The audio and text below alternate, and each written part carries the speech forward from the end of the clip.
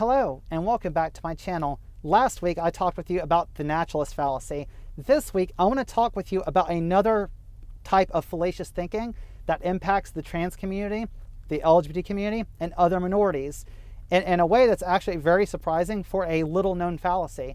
This is one I don't see people mention very often, and you might be thinking, Zoe, why are you so fixated on fallacies and stuff? Well, the reason why is because fallacious reasoning is flawed thinking. There's a problem with the rationale in it. The logic doesn't work out. And some of you may have heard arguments leveled at you or other trans people or other minorities before, and you thought to yourself, this doesn't sound right.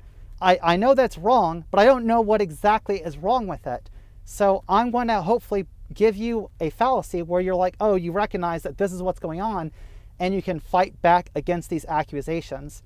The fallacy in question here is called appeal to the overwhelming exception, or overwhelming exception fallacy. It is an informal fallacy, and it's essentially where somebody takes one instance of an occurrence and then extrapolates that to apply to an entire set of circumstances. So to kind of like make better sense, all right? It would be as if I found one trans person out of, say, 330 million Americans, and I said, oh, this one trans person exposed themselves to a cis woman in a woman's locker room. Therefore, we need to pass laws to restrict trans people from women's spaces. You might think to yourself, like, well, wait a minute, that's one person. Sure, but that's the point. That's the flaw in this fallacy. They're taking the criminality of one person and pretending that that extends to the entire group of trans people who overwhelmingly, we are the victims of these types of crimes, not the perpetrators. But for the purposes of rhetoric, they want to pretend that this one person is a sample of all of us. Don't let them do that. You might recognize this as some good old racism, where you end up finding one group of people, a small, like, say, a bit of criminality within any given group, and then pretend that the entirety of that group are all criminals. It's surprisingly a useful tool to bigots if it's not recognized, especially because a lot of times when you're arguing any type of social issue on social justice, they'll say, well, what about, and they're already using some whataboutism here, and they'll point to some fringe element that has happened or some fringe case that does not apply to the majority of the rest of that group. If you're not prepared for it or you're not aware of this type of fallacious reasoning, it's very easy to stumble over this because, well, you do want to stop those crimes from happening, and you do want to be able to identify like a criminal element among whatever group that you're talking about so that you can then come up with a societal plan to stop that from happening and to help those people get the help that they need to rehabilitate. The problem is if you don't recognize that, oh, this is clearly a fringe example, or this is clearly an overwhelming exception, and you'll see this in other circumstances where someone will say, oh, well, should a trans person be allowed to self-identify?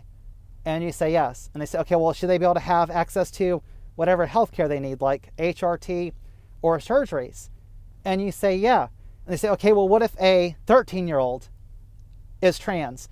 What if a 12-year-old says that they're trans? And they'll do this all the way down until they try to force you to say, like, a 4-year-old ought to be able to self-identify as trans and have access to HRT or whatever else. That's their goal, is to find some fringe case. How many 4-year-olds are out there really talking about they want to go on HRT and everything else? That doesn't happen, right? We already know that they don't get access to puberty blockers until they're of the age for puberty. That's the whole point of a puberty blocker. Then there's lots of psychological examinations, lots of doctors, lots of a long process for them to become a later teen. And then after they're beyond the age of reason, which is like about 12 years old or so, they go at around, I want to say 16 or 17, and switch over to actual HRT and pursue the rest of their transition. But our opponents want to pretend that the average trans person are 4-year-olds, And that's who we're advocating to get access to women's facilities or whatever else. It's absolutely bizarre. There's a reason why every single time you talk about trans issues, they want to bring up some athlete who, and in all these cases, if you actually go and investigate, you'll find that these trans women are performing exactly in the same ranges as cis women, but they'll try and find the most exceptional athlete they can, and then say, oh, look at this trans person that beat a cis person, therefore all trans athletes must be superior. The problem with this would be like if I said, oh, look at LeBron James and look at all the records he set and look how amazing he is and everything else. Then I tried to pretend that every single like male NBA star is LeBron James. Then I'm like, we got to do something about all these LeBron James is setting all these records. That's not true. He's one person, just like these trans women and all these sports are usually just one person. And it's like, it's not like they're just dominating the competition across every single category where they are actually changing the margins of the average. Instead, they have to appeal to some fringe overwhelming exception and then extrapolate that and pretend that that's the norm.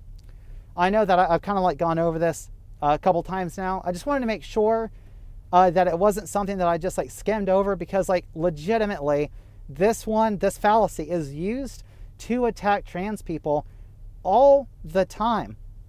And they try to do the same thing. That's why anytime that there is a trans person that commits a crime, or there is a gay person that commits some type of like sex crime, there's a reason the right wants to capture those cases and present it on the media as if that's the average. And that's the very reason why a lot of you are probably very frustrated in dealing with friends and family who keep asking you about like, well, what about this case, or what about this case? And it's like, what? These are such like fringe examples. Like, what are you talking about? It's as if like they want you to be able to defend the most like heinous crimes, like that are one-offs, have nothing to do with our community, but they'll say, oh, well, this person did this, therefore all of y'all have to answer for it. But they never apply the same thing to cis people. They don't apply the same thing to the dominant group. And that would be like, cis, white, male, whatever. And even when there is a case, like when you talk about like, say, serial killers or something, and you go, it seems like in America at least, serial killers are like something like 50% white men. And yet, that's not something that is like constantly like talked about or whatever in the media. And even that number isn't really true. Like it's lower than that, but it's somewhere around there. And the thing is, then you would have a case where it's like you say, well, let's say they're 45%. Okay, that is a statistical relevant number. That's not 0.1% of a population. If trans people are 1 to 3% of the population, then among trans people, trans women are a smaller number than that. And then the number of trans women who are also perpetrators of crimes are abysmally small. That becomes the overwhelming exception. You can't take those people, like selection bias, pick them out, and then say, okay, well, we have to pass laws that affect all trans people for this one person.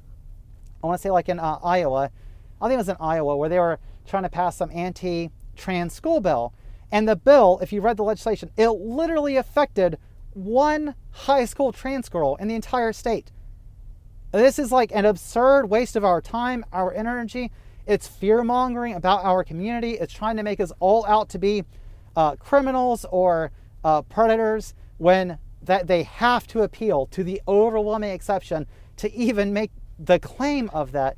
Don't let them get away with this. Pay attention to it.